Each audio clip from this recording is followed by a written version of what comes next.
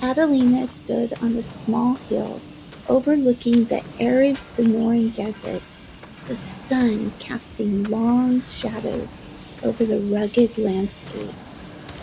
She imagined the scene as it might have been over a century ago. Workers hauling ore from deep within the earth, steam rising from the smelter, and her great-great-grandfather, Hugo von Berkefeld, standing tall, overseeing it all. What was his life like here? Adelina asked aloud, brushing dust from her hands. Her grandmother, Oma Ingrid, smiled. Ah, Liebchen, Hugo's life in Mexico was far from easy, but it was full of purpose. Let me tell you his story. The Altar District of Sonora, Mexico, was a land of stark beauty and untapped potential.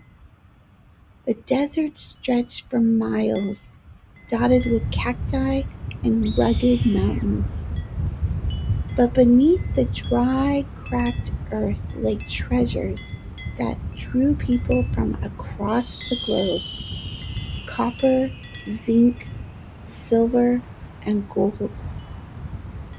Omid Ingrid said, Hugo arrived here in the early 1900s, a time when the mining industry was transforming Sonora. Foreign companies, including the West Coast Smelting and Refining Company, poured money into operations, hoping to unearth riches. Hugo's role as superintendent placed him at the heart of this booming enterprise. The company's mining site was a bustling hub of activity. Workers dug deep shafts into the earth, hauling out ore rich with minerals. A 200-ton smelter was under construction, its towering chimney visible for miles.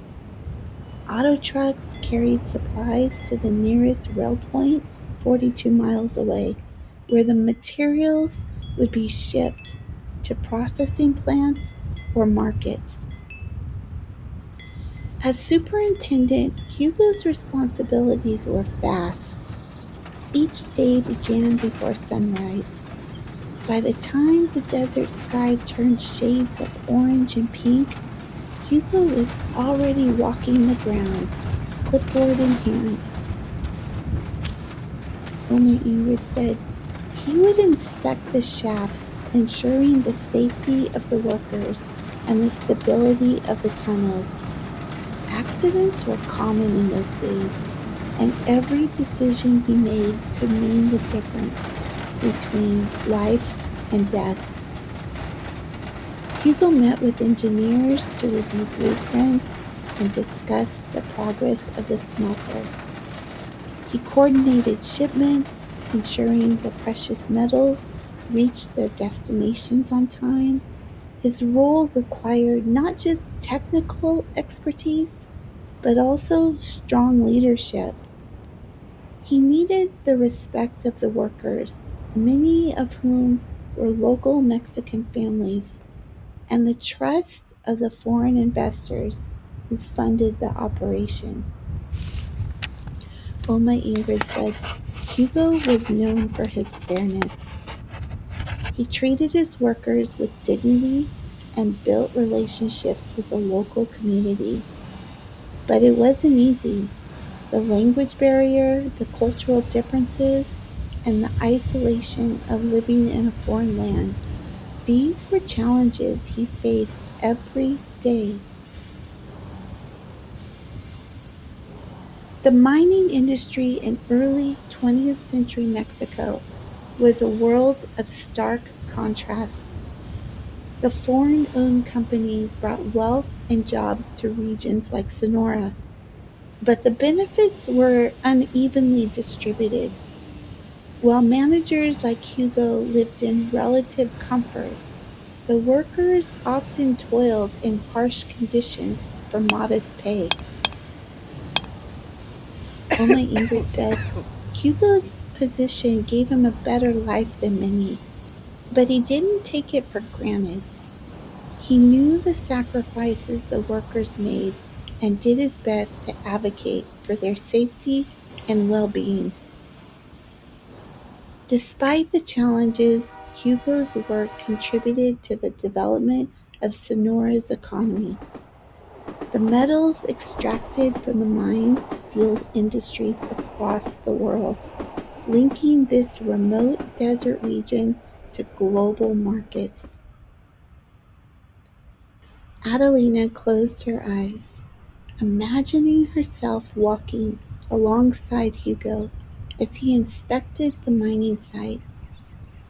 She felt the heat of the sun on her skin, the dry air filling her lungs, and the weight of responsibility resting on her shoulders.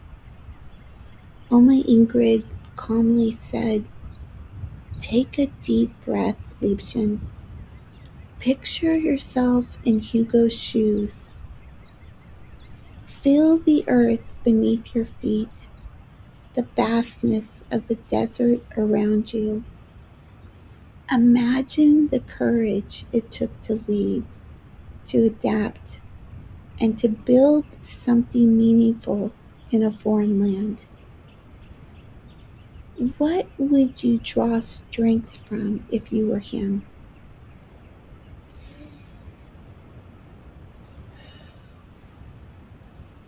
Adelina said, "He must have been so strong. I don't know if I could have done it." Oma Ingrid said, "You carry that same strength, Adelina. It's in your blood, passed down through the generations." For all its rewards, Hugo's life in Mexico wasn't without its hardships. Letters home spoke of long days, the strain of leadership, and moments of homesickness for Germany. He missed the green fields of Hanover, the familiar rhythms of his homeland, and the family he had left behind. Oma Ingrid said, "But Hugo also found joy. He learned Spanish, celebrated local traditions, and built a life that reflected his resilience and adaptability. And of course, he found Francisca, the woman who would become his wife and partner in this new world." Adelina opened her eyes, the story of Hugo's life settling deeply in her heart. She thought of his courage, his perseverance, and the legacy he left behind. Oma Ingrid said, "Liebchen, Hugo's story reminds us that even in the face of great challenges, we can build something extraordinary. His strength lives in you, just as it lives in every member of our family." May you find courage in the face of uncertainty, strength in the challenges you face, and hope in every step of your journey. Like Hugo, may you build a life filled with purpose and resilience. Thank you for joining Adelina on this journey into Hugo's life and work. Stay tuned for the next chapter.